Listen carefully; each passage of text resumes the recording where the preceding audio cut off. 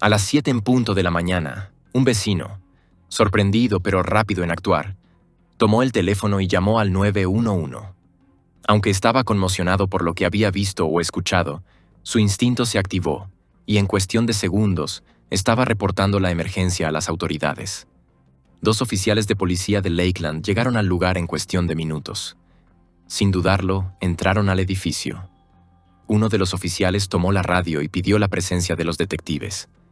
No era una llamada de rutina. Estaba claro que algo más grave estaba ocurriendo. Momentos después, colocaron cinta policial amarilla, sellando la escalera. El área se convirtió en una escena del crimen. Los oficiales uniformados comenzaron a ir de puerta en puerta, hablando con los inquilinos, preguntando si habían visto o escuchado algo inusual. Dentro del apartamento, un técnico de la escena del crimen comenzó a tomar fotografías. Entre los detalles capturados había pistas inquietantes. Una malla de ventana rota yacía tirada en el suelo. Impresiones tenues de suelas de zapatillas marcaban la superficie de una cómoda. Curiosamente, nada parecía faltar. Desde el principio, los detectives comenzaron a formar una conclusión escalofriante. No se trataba de un robo que había salido mal. La escena contaba una historia diferente. Queridos espectadores, en este canal descubrirán las historias de crímenes más impactantes, reales y estremecedoras. Si no quieren perderse ningún caso, suscríbanse ahora y no olviden dejar su me gusta. Su apoyo nos ayuda a seguir contando la verdad. Nacida el 6 de enero de 1950 en Lakeland, Florida, Linda Slatten vino al mundo en el corazón del condado de Polk, donde los campos de cítricos se extienden por millas y el encanto de un pequeño pueblo oculta corrientes oscuras. Viviría toda su vida en esta ciudad del centro de Florida, un lugar que un día se convertiría en el escenario de uno de sus casos, sin resolver más inquietantes. Linda creció como una chica sureña típica de los años 50, criada en una familia trabajadora. Sus amigos la describían como cálida, de voz suave y profundamente dedicada a las personas que amaba. A principios de sus 20 años, Linda se casó y pronto dio a luz a 2 hijos, Jeffrey y Timothy. Pero su matrimonio no duró.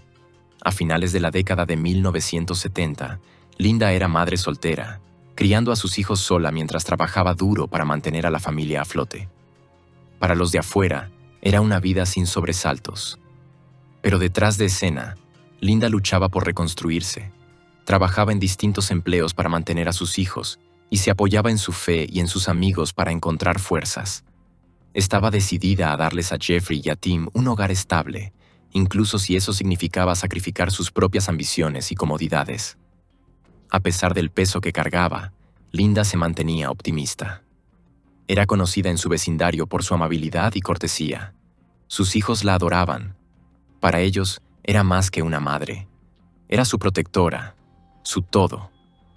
En el verano de 1981, Tim, el menor, se unió a un equipo local de fútbol juvenil. Linda apoyó la actividad. Les daba estructura y sentido de comunidad.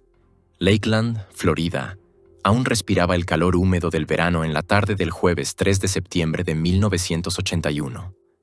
Las cigarras cantaban desde los robles que bordeaban North Brunel Parkway.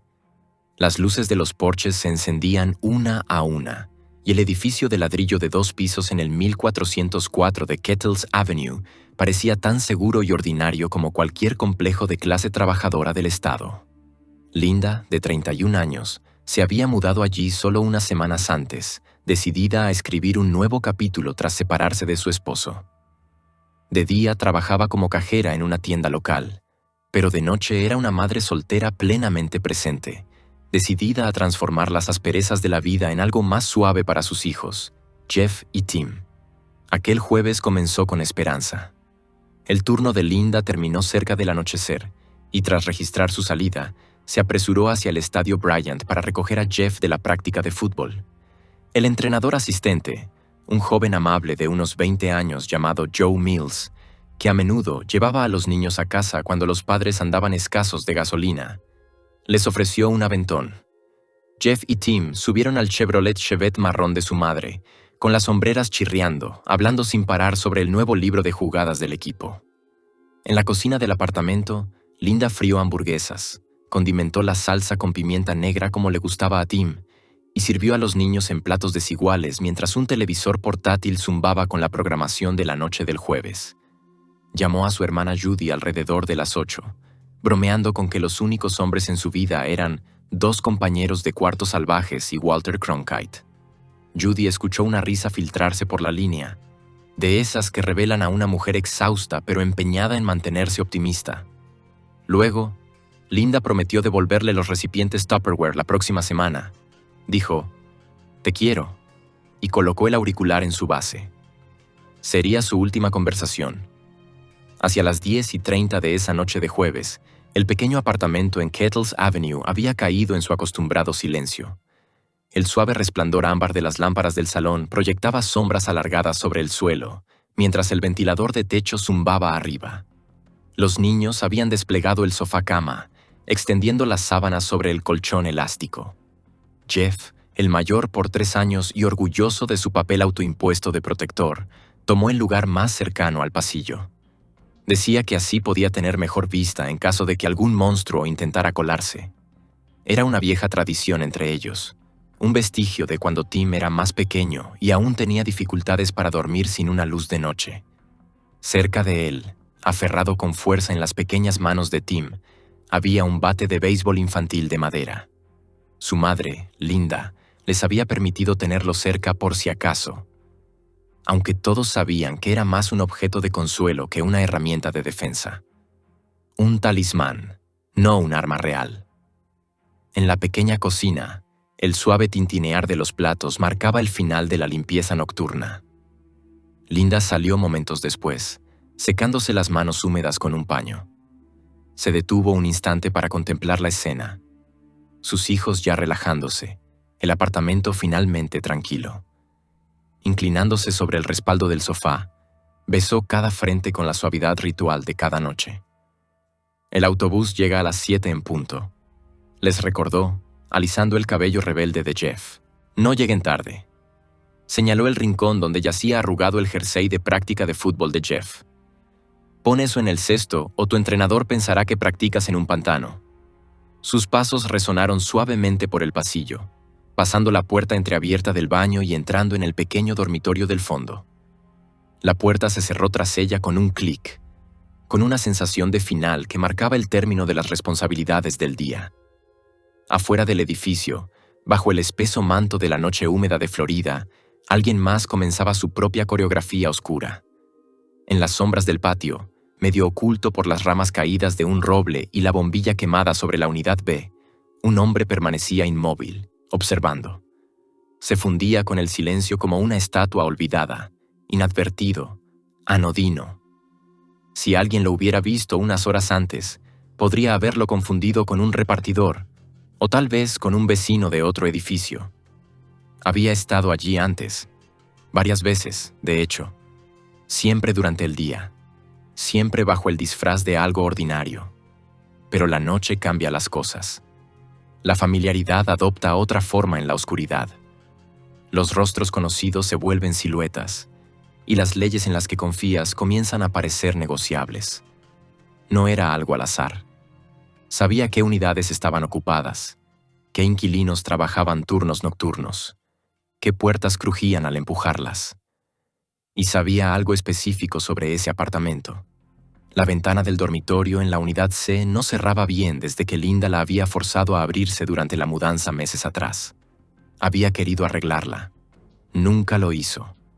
Una oxidada unidad de aire acondicionado sobresalía de la pared justo debajo del alféizar. No era estable, pero era suficiente. Con la cautela de quien ha ensayado, el hombre colocó un pie sobre la caja metálica, luego el otro. La malla se soltó con apenas un sonido. Las persianas se agitaron suavemente, pero dentro no se encendió ninguna luz. Se deslizó por la ventana abierta con un movimiento ensayado, su cuerpo doblándose fácilmente sobre el marco, aterrizando con apenas un susurro sobre la alfombra gastada. Dentro del dormitorio, el ventilador de techo giraba perezosamente, empujando el aire húmedo por la habitación. El hombre se detuvo, permitiendo que sus ojos se adaptaran. El resplandor del reloj digital parpadeaba desde la mesita de noche. 11:58 de la noche. Afuera, de vez en cuando, pasaba un coche por la autopista US 92. Un aspersor se encendió en el césped vecino. Dentro del apartamento, todo estaba quieto. Incluso décadas después, los detectives de Lakeland aún se encuentran atrapados en la niebla turbia de aquella noche. Lo que sucedió después dentro de la Unidad C ha permanecido como un misterio doloroso, reconstruido solo a través de señales sutiles, rastros de evidencia y deducciones cuidadosas. No hubo estrépito de muebles rotos, ni lámparas volcadas. La causa oficial de la muerte de Linda se identificaría más tarde como estrangulamiento, pero su habitación permaneció casi inquietantemente intacta. Jeff, medio dormido en el sofá-cama, recordaría más tarde haber escuchado lo que describió como un golpe, un único sonido apagado que apenas rompió la quietud nocturna. Supuso que era solo una puerta de coche o un vecino dejando caer algo arriba. El sonido se mezcló con el murmullo del tráfico y desapareció. Por la mañana, Kettles Avenue se veía igual. El sol salió como siempre, dorado e indiferente. Exactamente a las 6:45 de la mañana, la alarma de Jeff comenzó su familiar ritmo de pitidos. Se frotó los ojos, empujó a Tim con el codo y todavía medio dormido se dirigió al baño. Fue entonces cuando notó algo extraño. La puerta del dormitorio de su madre estaba ligeramente entreabierta. No del todo, solo un poco. Lo suficiente para sentirse fuera de lugar. Aún así, no le causó alarma. No de inmediato. En la cocina, los chicos vertieron cereal en cuencos desiguales, discutiendo sobre quién había sacado el premio de la caja la última vez. Intercambiaban estadísticas de fútbol como si fueran cromos. Pero Linda no apareció. Después de 10 minutos, Jeff volvió al pasillo y tocó la puerta. «Mamá, despierta, vamos a perder el autobús». Nada. Esperó. Luego empujó suavemente la puerta. Sin decir palabra, Jeff se giró bruscamente. Agarró el brazo de Tim y lo arrastró por el pasillo, con los pies golpeando el linóleo. Bajaron corriendo las escaleras del edificio, golpeando la puerta de la vecina hasta que el pestillo finalmente hizo clic. La vecina, adormecida pero alerta, se dio cuenta de inmediato de que algo andaba mal. Marcó el 911 a las 7:01 de la mañana. Su voz, aunque compuesta, se quebró ligeramente mientras daba la dirección y los detalles breves. En cuestión de minutos, 2 agentes de la policía de Lakeland llegaron al lugar. Envolvieron a los chicos en mantas de ganchillo para protegerlos del frío de la mañana y luego los alejaron del edificio, tal como indicaba el protocolo. El hueco de la escalera hacia la unidad C fue rápidamente acordonado con cinta amarilla de la escena del crimen. Los vecinos miraban tras las persianas. Algunos susurraban. Otros se quedaban mirando en silencio. Un técnico forense se movía con precisión metódica, tomando fotografías que más tarde formarían parte del expediente permanente. Una malla de ventana rasgada yacía arrugada sobre la alfombra. Huellas tenues de zapatillas marcaban el borde de una cómoda. Una sola mancha de barro cruzaba una esquina del faldón blanco de la cama. Sutil, pero reveladora. Nada evidente faltaba. El bolso de Linda estaba intacto, con $32 y una pila de cupones de supermercado cuidadosamente doblados. Su modesta caja de joyas permanecía abierta, pero cada pieza estaba en su lugar. Para los detectives que respondieron, quedó claro de inmediato que el robo no había sido el motivo. En las horas siguientes, Lakeland, normalmente un tranquilo mosaico suburbano de jardines cuidados y porches con mallas, cambió de repente. La sensación de seguridad que había cubierto sus calles arboladas se rompió. Los reporteros se reunieron tras las cintas policiales. Las furgonetas de noticias permanecían encendidas junto a la acera. Los objetivos de las cámaras brillaban en rojo y azul al reflejar las luces intermitentes de los patrulleros. Los presentadores declaraban que el homicidio era uno de los más brutales en la memoria del condado. Para Jeff y Tim, sin embargo, el crimen se negaba a convertirse en un titular distante. Al mediodía estaban sentados en una sala de interrogatorios en la jefatura de policía, respondiendo preguntas suaves pero insistentes sobre visitantes, llamadas telefónicas, vehículos extraños estacionados afuera. En otra parte del edificio, un encargado de pruebas deslizaba muestras de ADN en sobres marcados con «retener posible ADN de sospechoso», una previsión que resultaría crucial en otro siglo. Los detectives consideraron a su esposo separado, a un exnovio que había discutido con ella por la manutención infantil y a un vecino adolescente del que se rumoreaba que espiaba por las ventanas. Las entrevistas fueron frenéticas, pero nada encajaba. El asesino parecía haberse desvanecido en el mismo tejido de Lakeland. Mientras tanto, 2 niños, ahora huérfanos de madre, fueron acogidos en casas de familiares, mientras patrullas policiales permanecían afuera y los reporteros golpeaban puertas. Los investigadores suelen decir que el primer día siempre parece más largo que cualquier otro, porque el tiempo se estira con las preguntas sin respuesta. Tarde esa noche de viernes, el veterano detective Jim McDonough observó una vez más el apartamento de Linda. La sala aún olía a grasa de hamburguesas fritas de la noche anterior. Un dibujo animado que Tim había hecho con crayones yacía sobre el sofá-cama, manchado cuando los agentes habían pasado alrededor. McDonough, padre él mismo, se detuvo en el dibujo. 2 figuras de palitos, etiquetadas «Mamá» y «Yo», tomadas de la mano bajo un sol radiante. Fue entonces cuando lo comprendió. Cada pieza de evidencia era también un fragmento. Juró, según sus colegas: «Atrápense a quien haya hecho esto, sin importar cuánto tiempo lleve». La promesa resonaría a lo largo de generaciones de detectives, entrelazando sus destinos con el de la familia Slaten. Pero en septiembre de 1981, los límites científicos hacían incierto ese juramento. El análisis de ADN aún estaba lejos de usarse de forma general. Las bases de datos de huellas dactilares eran primitivas y locales. Las huellas de las zapatillas no coincidían con ningún calzado incautado ese día. Y el testigo principal, la persona que podría haber identificado al intruso, ya no estaba. La noche se desvaneció hacia la madrugada. Las sirenas se apagaron y las rotativas de los periódicos imprimieron titulares que alimentarían décadas de pesadillas. Madre hallada en apartamento de Lakeland. Nadie aún comprendía cuánto tiempo duraría la pesadilla.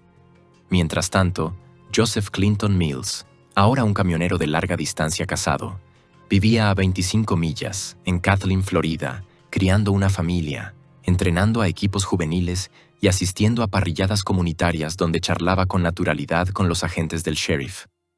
Su condena de 1984 por falsificación de un testamento figuraba solo como una nota menor por delito menor.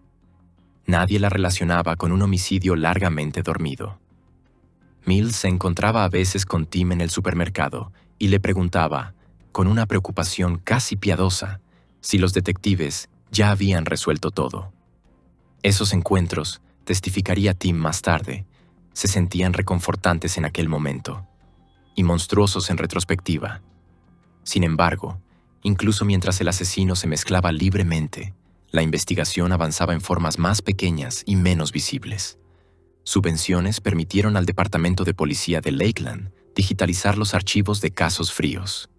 Los técnicos de evidencia trasladaron las pruebas del caso Slaten a un congelador con control climático, y folletos sobre búsquedas genéticas familiares de ADN comenzaron a llegar a los buzones del departamento. La ciencia avanzaba poco a poco, pero aún faltaba una chispa. Esa chispa llegó en una calurosa mañana de julio de 2018, cuando la detective Tammy Hathcock, recién asignada a los casos sin resolver, abrió un correo electrónico del FDLE titulado Programa Piloto de Genealogía Genética Investigativa. El memorando describía cómo las fuerzas del orden podían cargar el ADN de un agresor desconocido en una base de datos pública y luego contratar genealogistas para construir árboles familiares que apuntaran a los sospechosos. La técnica acababa de atrapar al Golden State Killer en California, y el FDLE buscaba voluntarios. Hathcock y su compañero, Russell Hurley, condujeron inmediatamente las muestras del caso Slaten a Tallahassee. Mientras esperaban la conversión en el laboratorio, la pareja se sumergió en la montaña de archivos de Grice, subrayando recibos de moteles, anotando lagunas en entrevistas y marcando la huella de palma que parecía no pertenecer a nadie. Llamaron a Jeff y Tim, ahora en sus 40s, y prometieron una nueva mirada al caso. Jeff respondió de la única manera que sabía. Ya hemos escuchado eso antes, pero nunca dejaremos de tener esperanza. Cada pista generaba un pulso de adrenalina, seguido del lento goteo de decepción de los informes de laboratorio negativos. Los cumpleaños se convirtieron en marcadores de temporada para medir cuánto tiempo se había estancado la justicia. Tim cumplió 30, luego 40. Jeff acompañó a su hija al altar. En las fotos familiares siempre había alguien sosteniendo un cartel que decía «Still looking for mom's killer». Aún buscamos al asesino de mamá. Al principio en cartulina, después como superposición digital en Facebook. Si el mensaje parecía repetitivo, ese era el objetivo. La repetición mantenía el caso vivo en la memoria pública incluso cuando las pistas se agotaban. Y, aunque los hermanos no lo sabían, esas publicaciones en redes sociales cumplían otro propósito. Le recordaban a un envejecido Joseph Mills que el pasado no había sido enterrado. Amigos recordaron después que Mills se ponía tenso cada vez que los programas de crímenes reales hablaban de avances en los casos fríos gracias al ADN. «Esa tecnología está sobrevalorada», murmuraba, y luego cambiaba el canal a NASCAR. Cada evolución en la ciencia forense apretaba una red que fingía no ver. El otoño de 2018 trajo la primera señal tangible de que esa red existía. La estrella de la genealogía C.C. Moore, contratada por el FDLE, llamó a la detective Hathcock. El ADN de Slaten cargado en la base de datos había producido coincidencias con primos lejanos, suficientes para construir árboles familiares. Moore pasó semanas revisando obituarios, anuarios y pistas, hasta que 3 ramas convergieron en un apellido: Mills. Cuando Hathcock revisó los archivos de Lakeland, encontró un informe policial del 5 de septiembre de 1981. Entrevista con Joseph Mills, por teléfono. Afirma que dejó al hijo de la víctima en la residencia a las 9 de la noche, sin contacto posterior. El entrenador había estado escondido a simple vista. El pulso de Hathcock se aceleró. Sin embargo, la revelación exigía pruebas. El largo tramo intermedio entre el asesinato y el avance revelaba verdades más grandes que cualquier crimen individual. Mostraba cómo el duelo puede madurar hasta convertirse en activismo, cómo las pruebas ordinarias pueden sobrevivir a generaciones de detectives y cómo los umbrales científicos pueden pasar de lo imposible a lo rutinario en el lapso de una sola carrera. Sobre todo, subrayaba la resiliencia de 2 hombres que se negaron a abandonar a su madre en los archivos polvorientos. Como dijo Jeff a los reporteros después de confirmarse la coincidencia, «Mamá se quedó con 31 años en nuestros recuerdos, pero el mundo siguió innovando por ella». Esa innovación finalmente había alcanzado a un asesino que una vez creyó que las sombras de medianoche podían ocultar toda una vida de secretos. Ahora, con las pruebas alineadas y las esposas inminentes, el escenario estaba listo para el ajuste de cuentas final. La primera tarea de Hathcock fue humilde: recuperar 2 frascos de material biológico recolectado del cuerpo de Linda, descongelado solo el tiempo suficiente para dividirse y volver a congelarse antes de su envío por mensajería a Virginia. Los científicos de Parabon, dirigidos por la bioinformática Ellen Gray Tack, secuenciaron el ADN de décadas de antigüedad utilizando microarreglos de SNP del genoma completo. Una técnica que examina cientos de miles de marcadores en lugar de las repeticiones cortas en tándem, STR, en las que se basa CODIS. El resultado fue un archivo de datos digitales que podía subirse a un sitio de genealogía pública, donde los usuarios daban su consentimiento para coincidencias con las fuerzas del orden. En cuestión de horas, la plataforma arrojó un conjunto disperso de parientes genéticos: un primo segundo en Carolina del Norte, un primo tercero en Colorado, y grupos de primos quintos repartidos por Georgia y las Carolinas. La coincidencia más cercana compartía unos 200 centimorgans. Lejana, pero utilizable.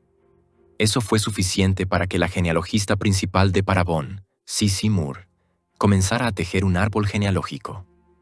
Moore abordó el proyecto como una novelista histórica armada con hojas de cálculo en lugar de máquinas de escribir. Examinó licencias de matrimonio de la era de la Reconstrucción, listas de dolientes y retratos descoloridos de anuarios escolares. Usando el mismo instinto detectivesco que había resuelto decenas de casos fríos, trazó los descendientes de una pareja del siglo XIX, cuyo ADN se ramificaba en las 3 principales coincidencias. Cada rama que construía se bifurcaba nuevamente, generando un bosque de apellidos: McCall, Peavy, Harper y Mills.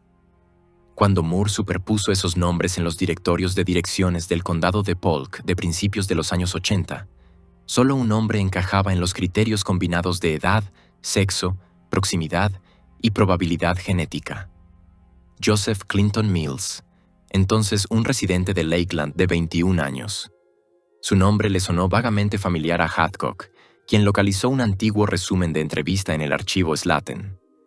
La nota, de apenas media página, había acumulado polvo durante 37 años, y de repente brillaba como un letrero de neón. Moore señaló a Mills como un fuerte candidato, advirtiendo que una identificación positiva aún requería una comparación directa de ADN. Los detectives necesitaban ahora una vía legal para obtener una muestra biológica fresca. Siguieron a Mills en camionetas sin distintivos por los estacionamientos de supermercados y los depósitos rurales de camiones, cada salida coreografiada con tanta precisión que Mills nunca notó la vigilancia. El 4 de diciembre de 2019, un miércoles lo suficientemente brumoso como para difuminar las farolas, Mills sacó su cubo de basura doméstico a la acera a las 6:14 de la mañana.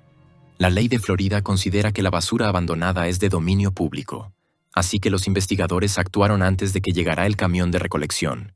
Dentro de una bolsa, bajo filtros de café y recibos de combustible, encontraron una pajilla de plástico contaminada con ADN, además de una colilla de cigarrillo aplastada dentro de una lata de refresco.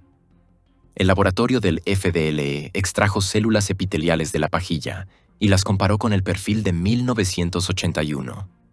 48 horas después, Hathcock abrió un correo electrónico marcado en rojo: coincidencia 1 en 700.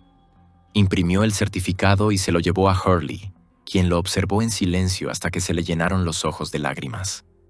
En algún lugar de Lakeland, 2 hermanos que habían esperado desde la escuela primaria para conocer un nombre estaban a punto de recibir una llamada telefónica. Pero el procedimiento exigía una verificación meticulosa antes de que aparecieran las esposas. Los detectives solicitaron por orden judicial la tarjeta de huellas de la palma de Mills de un arresto por falsificación en 1984, aún archivada en microficha como un fantasma en acetato. Los técnicos de superposición digital del FDLE compararon esa palma con la huella latente recuperada del alféizar de la ventana de Linda y encontraron 16 puntos de coincidencia perfectos, muy por encima del umbral de 12 puntos exigido para certeza judicial. Los investigadores también reexaminaron las fotos de la escena de 1981, utilizando software de mejora moderno, lo que reveló una huella de zapatilla previamente inadvertida, que coincidía con una marca vendida localmente solo durante 2 meses de ese año. Los recibos incautados del ático de la madre de Mills, ella los había guardado en viejas cajas de cigarros, sentimental por la primera compra real de su hijo, mostraban que él había comprado unas zapatillas idénticas con su salario de verano 8 semanas antes del asesinato. Estas pruebas convergentes formaron una red de evidencia tan sólida como cualquier cadena de ADN. El equipo de detectives elaboró una declaración jurada de causa probable de 122 páginas. La oficina del fiscal del estado dio su aprobación. Se emitieron las órdenes judiciales. El equipo SWAT ensayó una entrada suave, y los enlaces con los medios redactaron comunicados de prensa cuidadosamente medidos, deliberadamente ligeros en lenguaje sensacionalista, en respeto a la solicitud de la familia Slatten de mantener una cobertura digna. El sonido que rompió el silencio del 12 de diciembre de 2019 en Kathleen, Florida, fue tan ordinario que apenas se registró.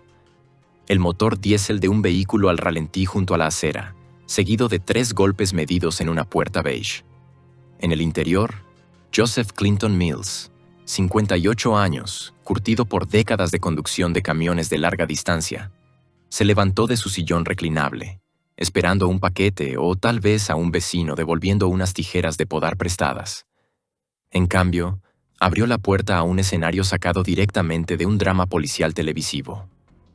2 detectives de Lakeland vestidos con polos, un agente uniformado y un videógrafo de la oficina del fiscal del estado que apuntaba a una cámara, no para la televisión, sino para la documentación de la cadena de custodia.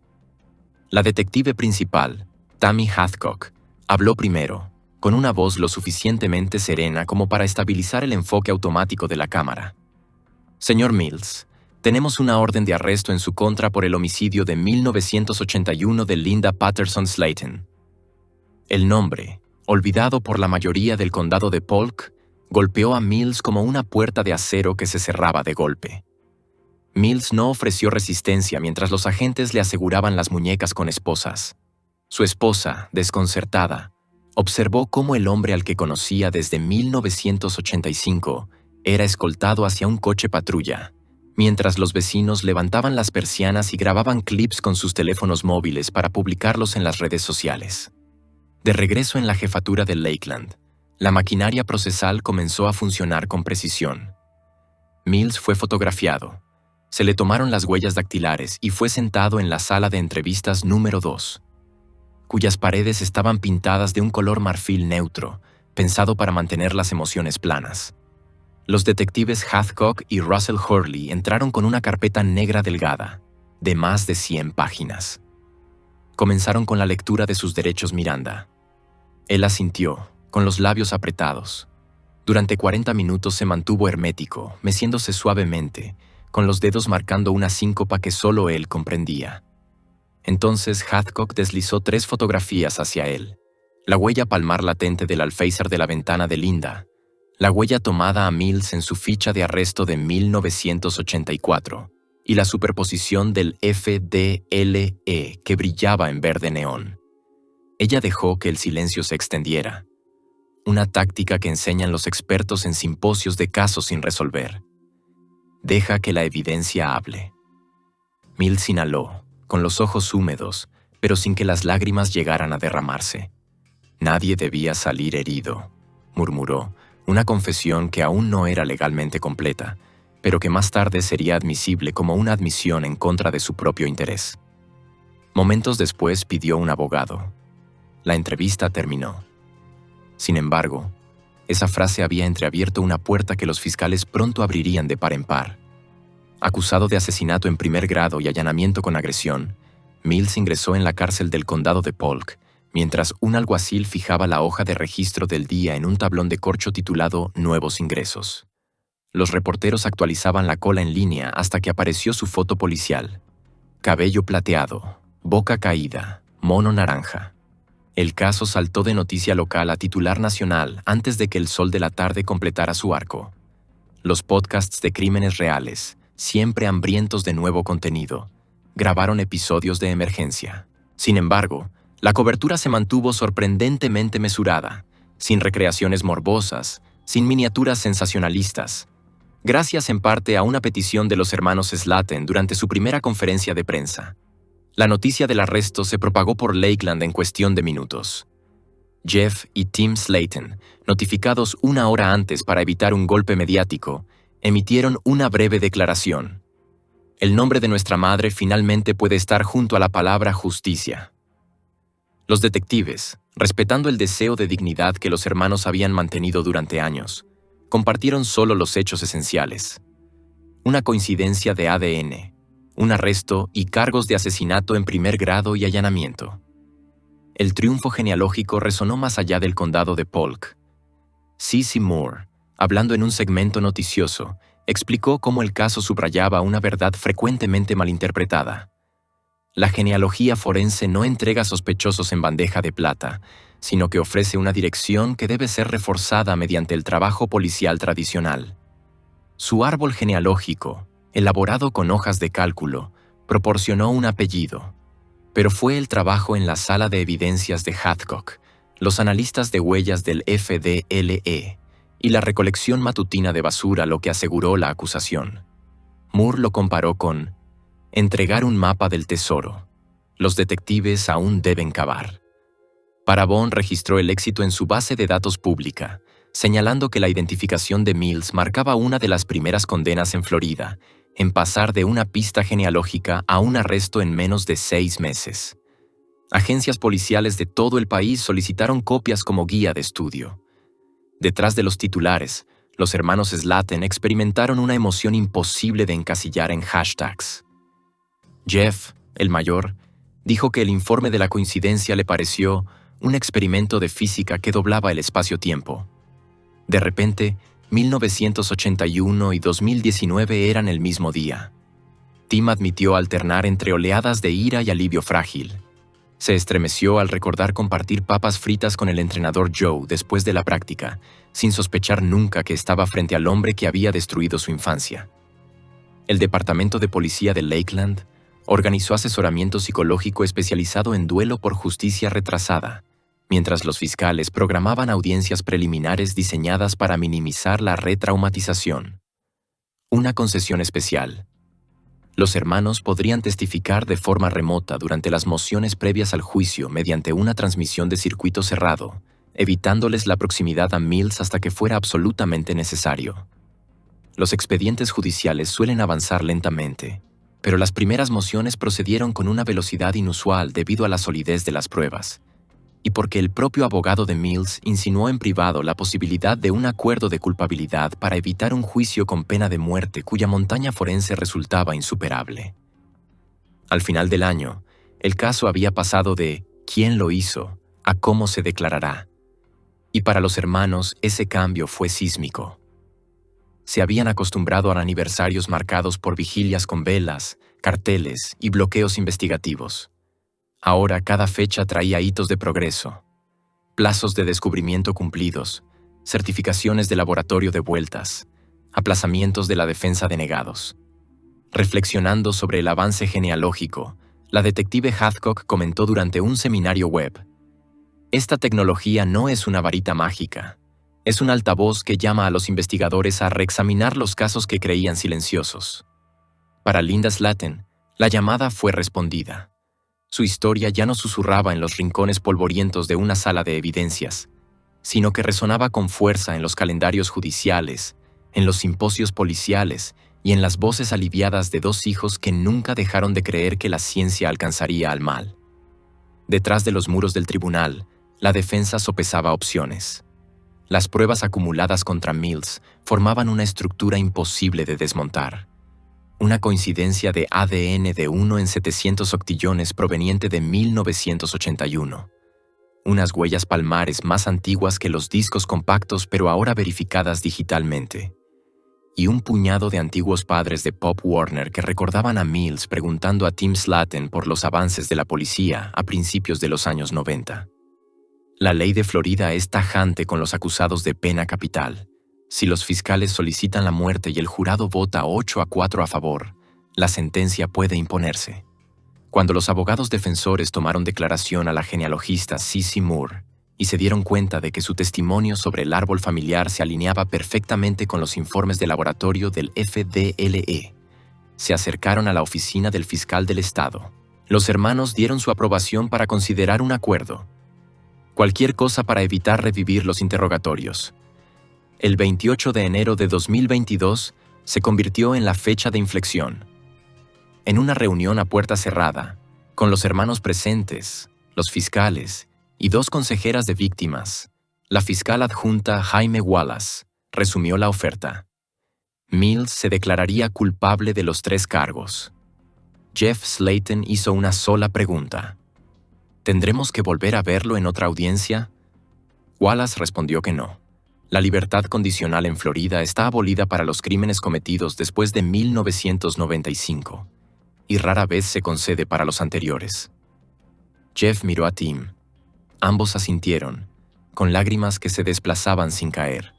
La audiencia de declaración de culpabilidad, el 9 de febrero de 2022, llenó la sala del Tribunal 3A más allá de su capacidad. Incluso jubilados que no habían seguido el caso durante años acudieron, atraídos por la promesa de un cierre, o al menos de un punto final. Mills entró encadenado. Los jueces rara vez editorializan, pero el juez Abdoney se sintió obligado. Usted se insertó en las vidas de estos muchachos bajo el disfraz de mentor. Esa traición magnifica su crimen. Luego pronunció la sentencia, golpeando el mazo una vez, un sonido que resonó en los bancos barnizados. 4 condenas consecutivas de cadena perpetua en el Departamento de Correcciones de Florida, sin posibilidad de libertad condicional.